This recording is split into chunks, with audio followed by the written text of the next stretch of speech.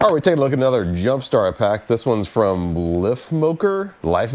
I don't know how you're supposed to pronounce that, but you know, whatever. It's a 3000 ampere job, model GS300. You have some important warnings here on the back, and here it says the capacity is 59.2 watt hours with the peak current of 3000 amps. And it gives you some very basic instructions here. That's good to have. Let's go ahead and get her out of the box and see what she is.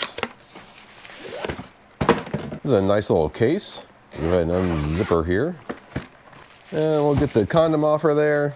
Okay, yeah, it's a nice compact little unit. I think the case kind of indicates a larger one, but you know, we go ahead and throw it on the scale here, see how much it weighs. Got 2 pounds, 15 ounces. And it's in its box, all the kit and everything. In the case, we have the user's manual. Probably don't need that. Here are the clamps. And the clamps look like they're a pretty good size. These are nice big clamps. And yeah, ouch, that's a good clamping force on them. So that's good. The little protection interface looks pretty standard on here. It's got some warning lights on here for low capacity, reverse connection, and high temperature. And this little thing over here isn't labeled, but I'm guessing this is going to be like your force start button.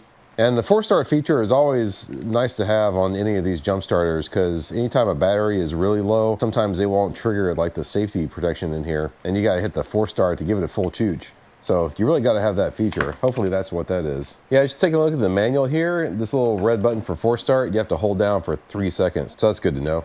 Here we have some tips. Do not start any engines that exceed the maximum displacement of the jump starter can bear. Please ensure the device is at least 30% power before use. We'll check that out in a second. Allow the jump starter to cool down before at least 1 minute between each start attempt. That's kind of a lot.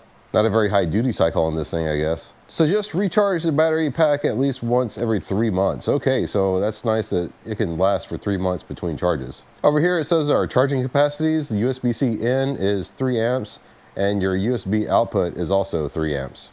Let's go ahead and get this screen protector off of here. We don't need that, of course. I'll go ahead and hit the power button, see what happens. Okay, it shows 89% charged, and it looks like as soon as you hit the power button, it's already going to your output. Over here, we have our USBs. You're gonna have USB-C in and then 2 USB-A outs. And then this little port right here is where you plug in your cables. They just go in just like that. Blue means standby, and then green means it's ready to start. I'll go ahead and unplug that again. And oh yeah, it comes with the charging cable too up there. But let's see if we can turn on the light. The light does not seem to want to come on. Yeah, it says here you just hold down the light button for 4 seconds and it turns on the light. So let's go hold it down, see what happens. Hey, there we go. I guess I just wasn't holding it down long enough. 4 seconds seems like a long time. But yeah, you can see the light, you know, it's not super bright, but I suppose it's powerful enough. Shines a nice wide area, and then you just hit it again and it goes, oh, it goes into like a SOS mode. Yeah, there we go. We hit it one more time. It's like a steady blink, and one more time and it's off. All right. Curious to see how the charging works on this guy. We'll plug this in. Let's see. It doesn't say that it's charging. Okay. I guess this thing has to be powered on in order to charge devices, because as soon as I turn it on, it says it's charging rapidly on my phone, so that's good. So I just plugged this thing into a wall wart to see what it looks like when it's charging, and you see it has a little green in indicator here, and the percent is flashing. And you know, I just kind of want to point out that messing with this thing for just a couple minutes dropped it down quite a bit, and we haven't even tried to jumpstart anything with it yet. I already forgot what it was charged to, but wasn't it like 80s? It was 80 something percent. Now it's down to 78 just playing with the light and whatnot. But yeah, I don't know. The instructions say that you can use this thing as long as it's above 30% charge. So I say we go ahead and check it out and see if it'll start something. All right, I got it hooked up to my tractor here because the battery in this thing is very dead. You've probably seen in past videos where it's down to like 7 volts or something. And of course the little diesel engine has a lot of compression and it's hard to crank over. When I first connected it, it went green and you could hear it clicking in there, but as you can see, it went back to standby. You really only have like a few seconds after you hook these guys up before you can start it over, before this stupid safeties kick back in. So let's see if we can like disconnect it and like connect it back and see if it'll reset.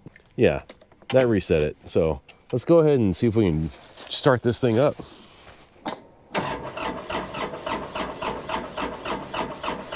Well, I kind of turned it over weakly. Let's go back out here and reset this thing again, just to see. You might have to give it a force start. A lot of times these things require the force start to turn over the tractor. Hey, there we go. It got it that time.